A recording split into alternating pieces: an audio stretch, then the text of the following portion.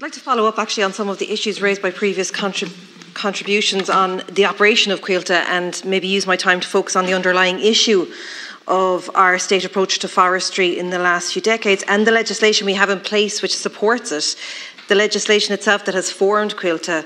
We know that forestry can be a viable and important commercial sector, but we now know that also our forests are a vital source of climate mitigation for this country. And any state or semi-state body that fails to operate on that basis is in fact failing the people by placing profit ahead of survival, by placing corporate interest ahead of our nation building. In 2021, influenced strongly by global supply and demand imbalance, which created a series of supply challenges in key markets, Coillte published record profits.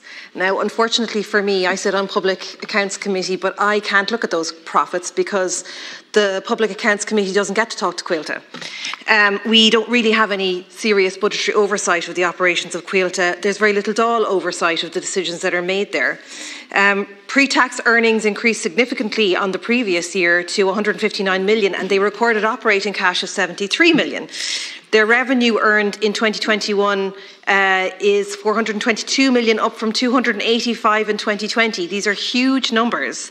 But in fact, Coillte as a body for forestry in this country could be seen as a failure.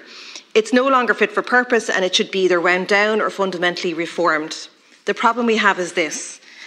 The deal with Gresham House in fact fulfills the terms of reference in the legislation for Coillte. It's a deal based on profit above all other concerns.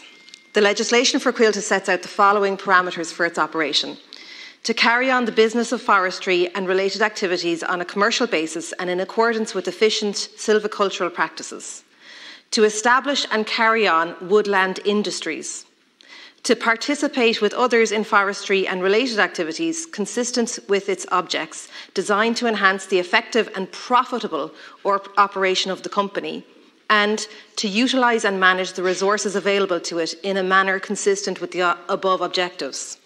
So the language there is the commercial basis, woodland industries, profitable operation.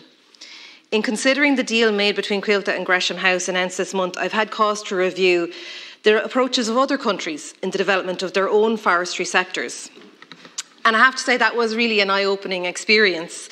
There are very few comparable examples of a body like Coillte in other countries, whether you look just to the EU or outside the EU. I found it very difficult to locate any country that constrained its forestry work to the purely commercial in legislation. In fact, I wasn't able to find any where there was no accompanying body that simply looked at public good. It was difficult to find any example of a similar deal such as this with so little oversight from the political house in question and so little buy-in from the public. There were, however, quite a few comparative similarities between the jurisdictions that I looked at.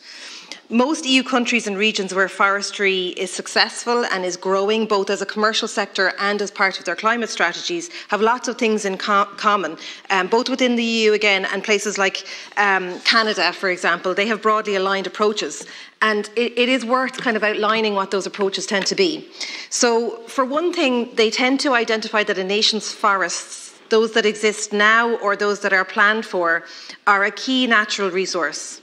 They tend to identify that natural resources are a public good and that the public, where possible, should retain ownership of them.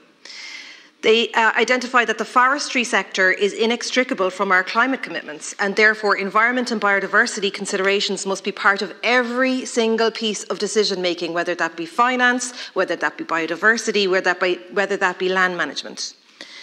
And they identify that almost all the forestry bodies, personally that I looked at anyway, they took what was very interesting for Ireland, a regional approach. So, of course, you have the examples like Canada where they took a federalised approach and then broke that down within their federal limits.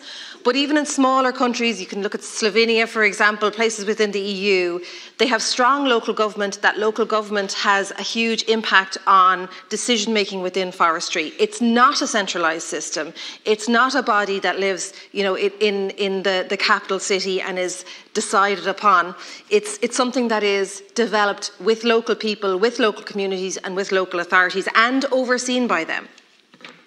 I don't think anyone in this debate is proposing that commercial forestry, where it is developed and led by sustainable practices such as continuous cover and native planting, should be excluded from our state objectives. To the contrary, as somebody coming from the construction sector, the supply of a renewable building material could only be in Ireland's interests, as we currently underutilise timber in the Irish construction sector. However, the narrow focus of Coillte on commercial benefit, and indeed the legislative underpinning for Coillte, does not meet with our current climate or commercial demands of the 21st century. As I said, Coillte is doing what it says on the tin. It is operating for profit. It is imperative that Coillte is removed or reformed to align with the principles of climate neutrality, and while we recognise the importance of natural capital, that we do not seek to reduce our investment in our nation's forests as an exercise in accounting. Forestry can and will provide significant income to the state through timber production, but it's also a pillar element in the fight to improve biodiversity, a means of capturing carbon, a space for health and well-being, and a vital habitat for our wildlife. Forests are absolutely vital for the future of our planet, and they improve the health and well-being of everyone. And with careful planning and expert management, our forests can and will continue to thrive and be a significant amount of our landmass. It's imperative that we listen to the recommendations of the Citizens' Assembly on biodiversity and implement their recommendation that we consider the position of Coillte.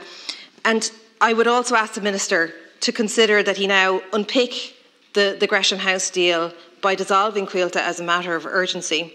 If it is less than 1% of our land, then we don't need this deal. It's not significant.